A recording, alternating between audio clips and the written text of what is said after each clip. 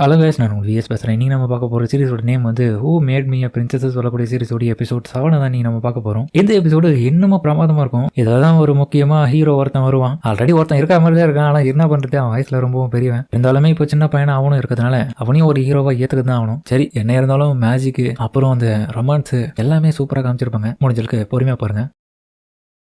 இப்போ நம்ம ஹீரோயின் பார்த்தா அத்தனாஷியா வானத்தை வந்து பறந்து வந்து விழுந்துட்டு இருக்கா ஒரு ஏஞ்சல் சூட்டோட. விழும்போது பார்த்தா கீழே எவனோ ஒருத்தன் வந்து பிடிக்க அவன் ஒரு வழியாக காப்பாற்றிடுவான். அவ கண்மூடிச்சு பார்க்க யார் இவன், நீங்க ஏஞ்சலா அப்படின்ற மாதிரி அவன் அவனை பக்கம் பார்த்துட்டு சாகவான். அதுக்கப்புறம் தான் கொஞ்ச நேரத்துக்கு முன்னாடி நல்ல விஷயத்தை காமிக்கிறாங்க. அத்தனாஷியா வந்து வெற்றிகரமா மேஜிக் எல்லாமே ஓரளவுக்கு கத்துக்கணும். ஆனா நான் பெரிய தப்பு இந்த தடவை பண்ணிட்டு இருக்கேன். ஏய் மிஸ்டர் மேஜிக் மாஸ்டர், என்னுடைய மேஜிக்ல சில பல லேகிங் ஏற்பட்டிருக்கு. அதுக்கு நீ எந்த விதமான பொறுப்பும் ஏற்றுக்க முடியாதா? நீ சொல்லி கொடுக்க வச்சு தானே இதெல்லாமே நான் கத்துக்கணும். ஏய், நான் இன்ச்சு பை இன்ச்சா எல்லாத்தையுமே கத்து கொடுத்துட்டேன். அதுக்கப்புறம் அது உங்ககிட்ட இருந்து வரலன்னா நான் எதுவும் பண்ண முடியாது. இந்த கதை எனக்கு தெரியாது. தயவு செஞ்சு உண்மையை சொல்லியா, கொஞ்சமாச்சு என்கிட்ட கொஞ்சம் நல்லபடியா பேசியா, தயவு செஞ்சு இப்படி ரூடா நடந்துக்காது. சரி ஓகே, நான் உனக்கு சொல்றேன். மேஜிக்கை பொறுத்த வரைக்கும் உன்னுடைய மேஜிக்கல் எனர்ஜி வந்து ஒரு குறிப்பிட்ட எலமெண்ட்ஸை பொறுத்து தான் அது எல்லாமே ஒர்க் ஆகும். ஆனா எக்காரந்த கொண்டு நீ அந்த எலமெண்ட்ஸ் கூட ரூடா நடந்துக்கிறீங்கன்னா அதுக்கு உனக்கு சப்போர்ட் பண்ணாது. அதுங்க கூட நீ பிணிஞ்சு ஒரு ஃப்ரெண்ட்லியா இருக்கணும். கண்டிப்பா அதுங்க உனக்கு எப்பவுமே சப்போர்ட் கொடுத்து உன்னை எல்லா விதத்திலையும் திறமையானவங்களை காட்டும். வெளியா போடா, நான் என்ன கேட்டுட்டு நீ என்னடா சொல்லிட்டு இருக்கின்ற மாதிரி. அதுக்கப்புறம் பார்த்தா அவன் முயற்சி பண்ண மேஜிக் எல்லாமே வந்து கண்ட்ரோல் பண்ண முடியாம ஏடா படமா போகுது. தெரியும், ஒரு ஜீனியஸ் சொன்னா அதுதான் கேட்டுக்கணும். தேவையில்லாம உன் இஷ்டத்துக்கு நீ ட்ரை பண்ணா இப்படிதான்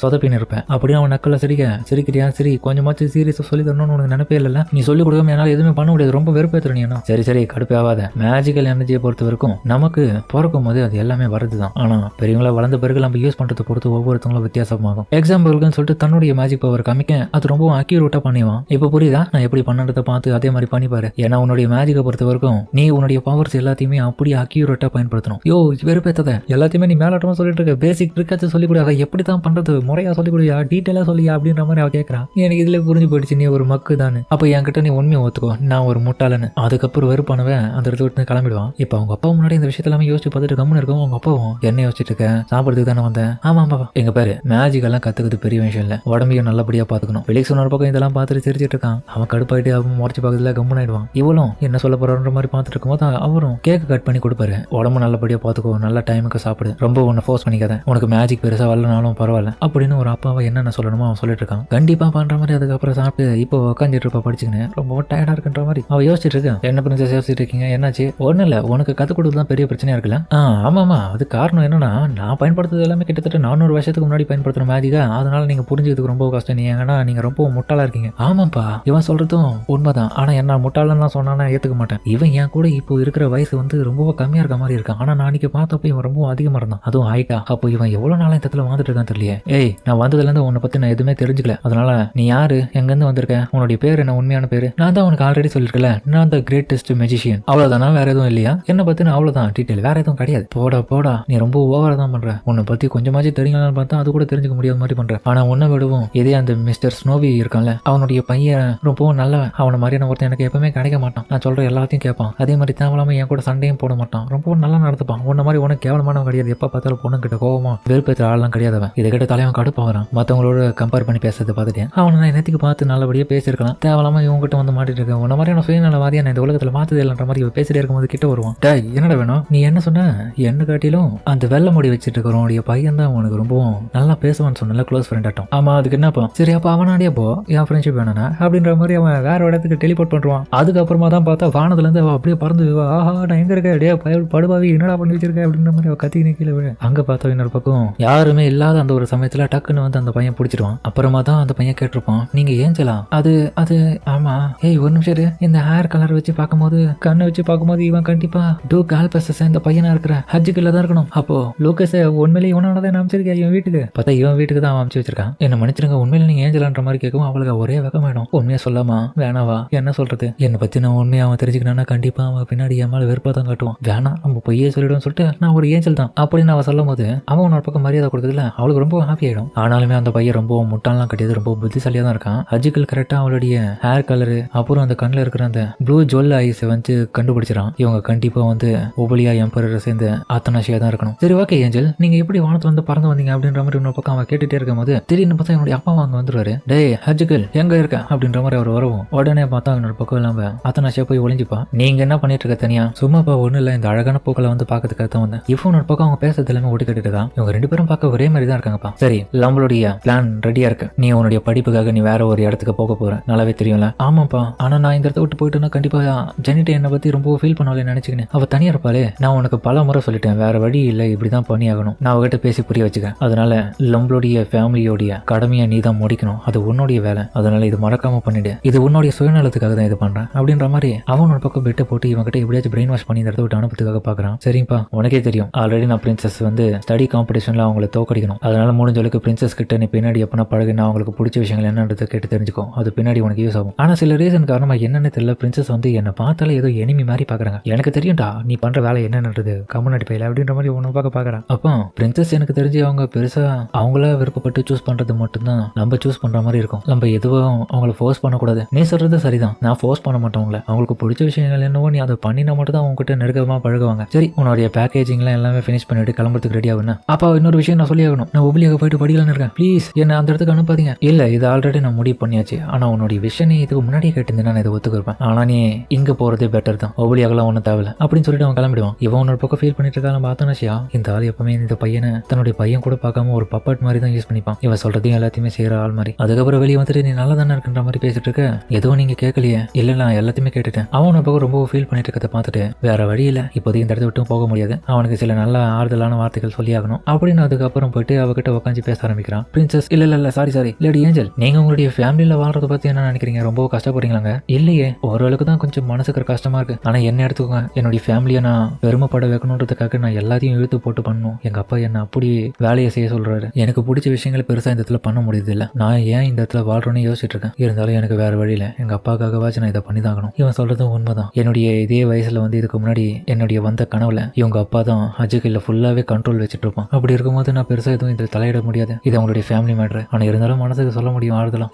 இன்னொரு வாய்ப்பு இருக்குப்பா, நீ ஏன் உன்னுடைய படிப்பை சீக்கிரமா முடிக்க கூடாது? அது முடிச்சுன்னா அதுக்கப்புறம் உங்க அப்பா கிட்ட போயிட்டு உன்னுடைய திறமைகளை நிரூபிச்சு நீ இதுக்கப்புறம் என்ன கேட்கறியா அவர் உனக்கு சிறப்பாக அதை பண்ணி காமிப்பார்ல. அப்புறம் ஏன் அவர் ஒத்துக்கம் போறாரு? நீங்க சொல்றது எல்லாமே ரொம்ப நல்லா இருக்குன்ற மாதிரி அவன் சிரிக்கிறாங்க. நான் என்ன காமெடி பண்ண நீ சிரிச்சிட்டு இருக்க? நீங்க சொன்னதுக்கு ரொம்ப நன்றி. நோபல்ஸோடைய பவர்ஸை வச்சு குடும்பத்துல நிறைய பிரச்சனை நடக்குது தான். ஆனா அது எப்பவுமே முடியாது. ஏதோ சில பல முறை நம்ம அவங்களுடைய மனசை மாற்ற முடியும். எங்க அப்பா அப்படிதான் என்ன ட்ரெயின் பண்ணிருக்காரு. இதெல்லாம் நான் எதிர்பார்க்கடா நீ இப்படி இருப்பானு அப்படின்னு நம்ம பேசிட்டு இருக்கும்போது திடீர்னு பார்த்தா ஆத்தனாஷாக்கையில திரும்பியும் அதே மாதிரியான சர்க்கிள் வந்துட்டு அப்படியே அவளை மேலே இழுத்துன்னு போகுது. எங்க போறீங்க அப்படின்னு இவன் பார்த்துட்டு இருக்கும்போது அப்படியே மறைஞ்சிருவான். அதுக்கப்புறம் டெலிபோர்ட் ஆகிட்டு இந்த இடத்துக்கு வர வச்சிருவான். என்னப்பா அவங்ககிட்ட பேசி என்ஜாய் பண்ணியா? ஆனா டக்குனு இவன் பேசிட்டு இருக்கும்போது மூஞ்சில் ஒரு குத்து கொடுப்பா பாருங்க.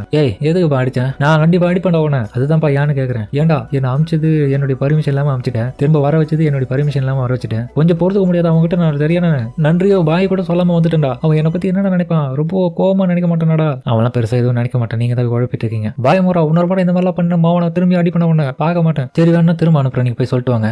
உங்ககிட்ட திரும்ப எப்படிடா நான் சொல்றது? பைத்தியமே நிறுத்துறா அப்படின்ற மாதிரி உன்னோட பக்கம் அவன் கத்துறா. இது எல்லாமே உன்னோட பக்கம் பார்த்தா இந்த சண்டை சவுண்டு வெளியே கேட்குதுங்க. மேட்ஸ் எல்லாமே பார்த்துட்டு உள்ளுக்குள்ள ஏதோ சண்டை நடந்துட்டு இருக்குப்பா. அவங்க ரெண்டு பேரும் கியூட்டா இருக்காங்கப்பா சண்டை போறதுல கூட. அவ அதுக்கப்புறம் கடை போயிட்டு அந்த இடத்த விட்டு கிளம்பி போயிட்டு இருக்கா ஏதோ ஒரு இடத்த நோக்கி. போற வயதுல பார்த்தா லெலியாவும் எங்க போறீங்க, இது டீ டைம் அப்படின்ற மாதிரி அவன் வரேன். ஆனா அவன் சொல்றதையும் கண்டுக்காம அதுக்கப்புறம் அவன் ரொம்பவும் கடுப்பாயிட்டு அந்த ஏரி கிட்ட போறான். என்னடா இங்க நடக்குது?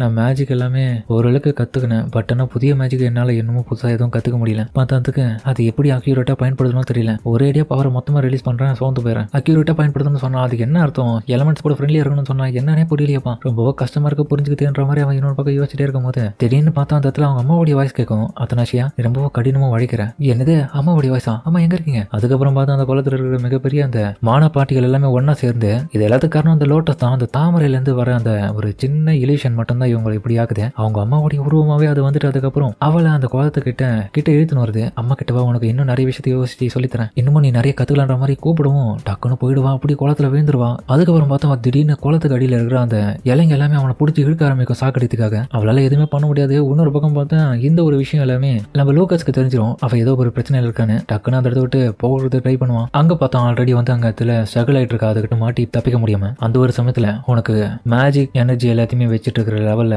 மேஜிக்கை பயன்படுத்த கூட தெரியல. அக்யூரேட்டா நீ பயன்படுத்தணும், உனக்கு எல்லா விதமான எலமெண்ட்ஸையும் பயன்படுத்த தெரியணும் அப்படின்னு அதை பத்தி யோசிச்சுட்டு இருக்கும் போது திடீர்னு பார்த்தா டக்குன்னு தன்னுடைய பவர் ஏதோ ஒரு வகையில அப்படியே வெளிப்படுத்துவான். உடனே அதுவும் ஆக்டிவேட் ஆயிட்டு அதுக்கப்புறம் பார்த்தா மேல அப்படியே வந்து நிக்க பார்த்தா வாட்டர் பவரை பயன்படுத்தி வைக்கிறான். சரியான சமயத்துல பார்த்தா இவனு அங்க வந்துருவான். அதுக்கப்புறம் கரையோரமாவளும் வந்துட்டு ஷாக் ஆவான். இவன் ஒரு பக்கம் பார்த்துட்டு என்ன மன்னிச்சிரு, நான் கொஞ்சம் லேட்டா வந்துட்டேன். சரி நான் யூஸ் பண்ணது என்ன? நீ யூஸ் பண்ணது வாட்டர் மேஜிக், அதை நீ அக்யூரேட்டா பண்ணிட்டேன். உண்மையா சொல்ல போனா இங்க நான் உன்னை காப்பாத்தலாம் வரலான்னு சொல்லிட்டு வெக்கப்பட்டு இருக்கேன். ஆனா டக்குன்னு பார்த்தா அத்தனை போயிட்டு கட்டுப்பிடிச்சு ரொம்ப தேங்க்ஸ்ப்பா, நிறைய விஷயம் நான் இன்னைக்கு கத்துக்கணும். உண்மையிலே நான் மேஜிக் பண்ணிட்டு நீ அதை பார்த்து தானே அப்படின்ற மாதிரி சந்தோஷமாவா இவனுக்கு என்ன சொல்றதுன்னு தெரியல இதை கேட்டுட்டு. அதாவது இதுக்கு முன்னாடி அவ தண்ணிக்குள்ள விழும் போதும் யாருமே காப்பாற்ற முடியாம நிலைமையில அவங்க அப்பா வந்து காப்பாத்திருப்பாங்க. ஆனா இந்த முறை பார்த்தா இவ விழுந்தப்போ இவளே தன்னை காப்பாத்திக்கிற லெவலுக்கு வளர்ந்துருக்கான்ற விஷயத்தை கேட்டுட்டு ரொம்ப சந்தோஷமாயிடுவான். அப்புறம் நீ எனக்கு எல்லா விஷயத்தையும் சொல்லி கொடுத்தது ரொம்ப தேங்க்ஸ், இது உன்னாலதான் முடிஞ்சது அப்படின்னு அவளும் வைக்கப்பட்டுன்னு சொல்ல, ஏன்னா எனக்கு நிறைய மேஜிக் லெசன் சொல்லி கொடுப்பியா, சரி ஓகே வா வா போவோம் அப்படின்ற மாதிரி. அதுக்கப்புறம் அந்த இடத்த விட்டு கிளம்பி போற வழியிலே பார்த்தா நம்ம லூக்கஸும் என்னெல்லாம் சும்மாலாம் உனக்கு கத்து கொடுக்க முடியாது, ஏன்னா திரும்ப நீ கூட ஃபைட் பண்ணுவேன், என்ன பஞ்ச் பண்ணுவேன், என்னெல்லாம் பண்ண முடியாது அப்படின்ற மாதிரி சொல்ல, சரி உனக்கு நான் பஞ்ச் பண்ணது பிடிக்கலன்னா நீ திரும்ப என்ன பஞ்ச் பண்ணிக்க பிரச்சனை இல்லை. ஆனா அவளுடைய அழகை பார்த்துட்டு அவனுக்கு எதுவுமே பண்றதுக்கு தோணல. சரி ஓகே ஒன்றும் இல்லை, உன்ன மாதிரி நான் சின்ன குழந்தைங்களாம் நான் அடிக்க மாட்டேன், ஏன்னா நான் எவ்வளவு பெரிய கிரேட் மெஜிஷியன் தெரியும்ல தம்பி, நீயும் குழந்தை தான். அதுக்கப்புறம் இவங்க 2 பேரும் நடந்து வரும்போது லிலியா இந்த விஷயத்தை பார்த்துட்டு அந்த இடத்துல பார்த்தா அவன் உடம்பெல்லாம் ஈரமா இருக்கல, எங்க போயிட்டு குளிச்சுட்டு வரீங்க இந்த டைம்ல, உங்களுக்கு என்ன ஜலதோஷம் பிடிச்சிட போகுது, நீங்க வாங்குற மாதிரி உன பக்கம் இவங்க பார்க்க, நாங்க எங்கேயும் போல சும்மா குளத்துக்கிட்ட தான் போயிட்டு வந்தோம். முட்டாள அது குளையில ஏரி கிட்ட தான் போயிட்டு வந்தோம். ஓ ஏரி கிட்டே போயிட்டு வந்தீங்களா இந்த டைம்ல அப்படின்னு உங்க அப்பா வந்துட்டு உடனே, அப்பா என்ன மன்னிச்சிருங்க, டேய் நீ கூட இருக்கிற ஆளு எதுக்கு அவளுக்கு அந்த இடத்துல கூட்டு போயிட்டு சொல்லி கொடுத்துருக்க, என்ன பெருசா நீ கத்துக்கின அத்தனாச்சியா, டேய் என்னடா பாத்துட்டு இருக்க, எதனா ஒன்று சொல்றேன் எங்க அப்பா கிட்ட, அவனும் சொல்லுவான் யோசிக்குதுக்கு. அந்த டைம்ல பார்த்து தலைவன் அவங்க 2 பேரும் தூக்கின்னு கிளம்புவான் அந்த இடத்துல, உங்களுக்கு 2 பேருக்கும் இன்னைக்கு தண்டனைக்குது, எதுக்காக நைட் டைம்ல இந்த மாதிரி வெளியே போறீங்க அனுமதி இல்லாம, உங்களுக்கு ஒன்று எதனா ஆயிடுச்சுன்னா யார் பதில் சொல்லுவா அப்படின்னு பாடத்தை சொல்லி கொடுக்க கூட்டு போக்க, அத்தனாச்சியா பழம்பரா எங்களை மன்னிச்சிருங்கப்பா. அதோட இந்த இடத்துல இந்த எபிசோட முடிக்கிறாங்க. சரிங்க, இந்த வீடியோ அப்படின்னு கமெண்ட்ல சொல்லுங்க, மறக்காம இந்த வீடியோல பிடிச்சிருங்க, பிடிச்சிருந்தா லைக் போட்டு நம்ம சேனலுக்கு சப்ஸ்கிரைப் பண்ணி சப்போர்ட் பண்ணுங்க. அது மட்டும் இல்லாம அது கூட இருக்க பெல் ஐகானை வச்சுக்கோங்க, அப்பதான் அப்புறம் அடுத்த வீடியோ நோட்டிஃபிகேஷன் வரும். அடுத்த எபிசோட இன்னமும் தரமா இருக்க போது முடிஞ்சலுக்கு ஸ்கிப் பண்ணாம பொறுமையா பாருங்க. சரிங்க, இதோட இந்த வீடியோ முடிச்சுக்குமா.